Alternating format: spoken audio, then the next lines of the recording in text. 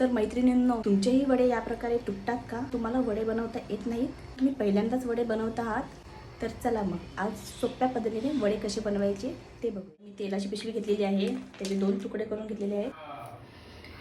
तर इथे मी तेलाची पिशवी घेतली आहे. तुम्ही जर दुसऱ्या पिशव्या घेतल्या तर जरा त्याला तेल लावून घ्या. असा छोटा गोळा ठेवायचा आहे वड्याचा.